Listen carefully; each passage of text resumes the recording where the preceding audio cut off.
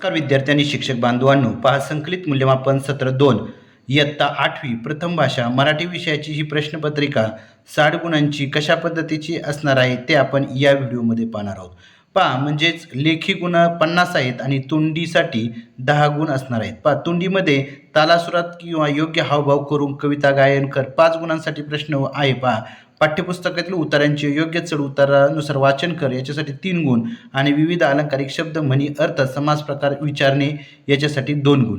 पहा अशाच पद्धतीची वार्षिक परीक्षेची प्रश्नपत्रिका तुमची असणार आहे. त्याच्यामुळे हा व्हिडिओ शेवटपर्यंत पहा आणि तुमच्या मित्रांना नक्की शेअर करा, कारण की यामुळे मराठी विषयातले मार्क तुमचे खूप वाढणार आहेत.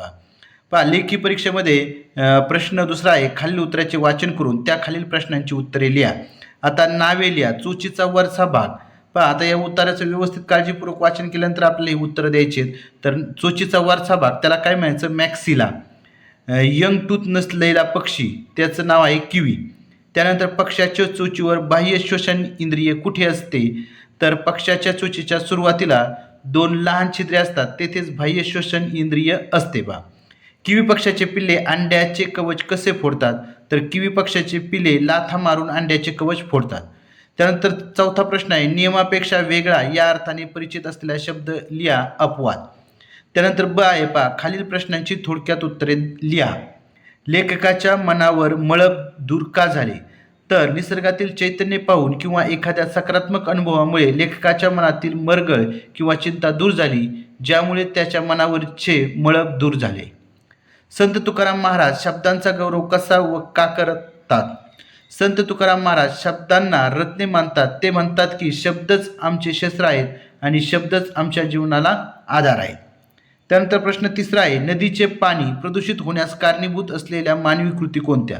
तर त्याचं उत्तर आहे, पहा नदीमध्ये सांडपाणी आणि कारखान्याचे पाणी सोडलं तर नदीचं पाणी प्रदूषित होतं. पहा नदीकाठी भांडे घासणे, कपडे धुणे, गुरेढोरे धुणे यामुळे देखील नदीचं पाणी प्रदूषित होतं. पहा नदीच्या पात्रात कचरा किंवा प्लॅस्टिक टाकणे या मानवी कृतीमुळे देखील नदीचं पाणी प्रदूषित होतं.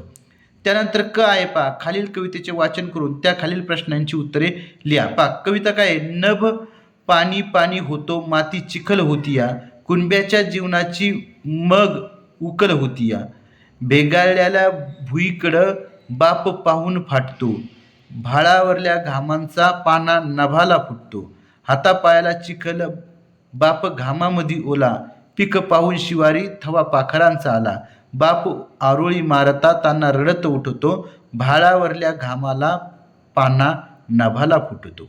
पहा कुणब्याच्या जीवनाची उकल कधी होते?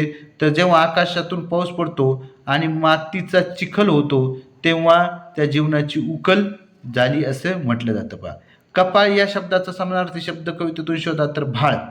त्यानंतर चौथा प्रश्न आहे, शेतकऱ्याला वेदना केव्हा होतात? तर भेगाळलेली जमीन पाहून शेतकऱ्याचे हृदय पिळवटते आणि त्याला वेदना होतात. प्रश्न तिसरा आहे, लेखक गेलेला आदिवासींचा पाडा वारली पाडा, समुद्रात असणारे शिलाखंड, खडक किंवा सुळके, कवीच्या जन्माचा अर्थ आणणारी आई किंवा मातृभूमी.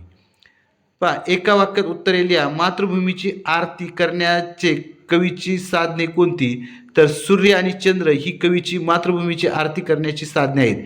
लेखकाने कोणते कार्य हाती घ्यायचं ठरवलं? तर लेखकाने सामाजिक आणि शैक्षणिक सुधारणेचं कार्य हाती घ्यायचं ठरवलं.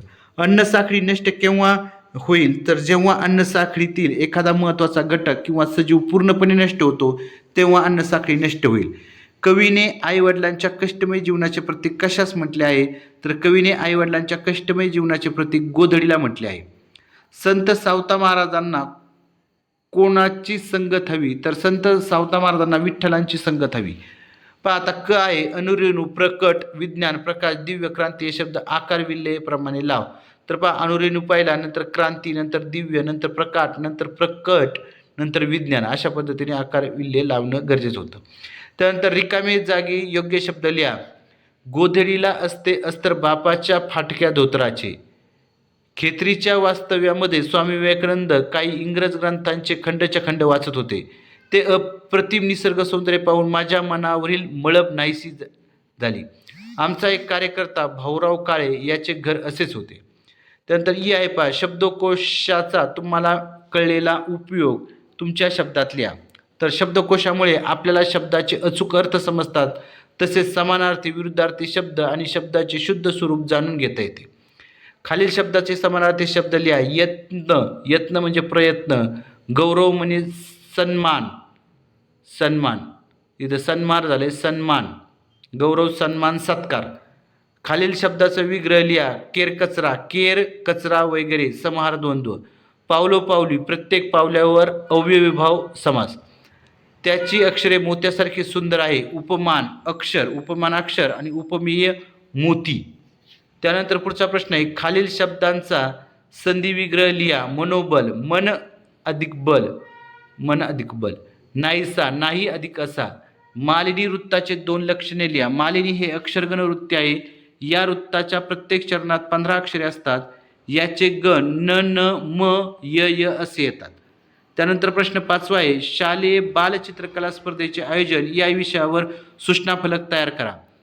तमाम विद्यार्थ्यांना सूचित करण्यात येते की आपल्या शाळेत बालचित्रकला स्पर्धेचे आयोजन करण्यात आले आहे. या स्पर्धेचा तपशील पुढील प्रमाणे. दिनांक 15 एप्रिल 2026, वेळ सकाळी 10 ते 11. स्थळ शालेय सभागृह. विषय आहेत माझी शाळा, निसर्गचित्र, माझे गाव.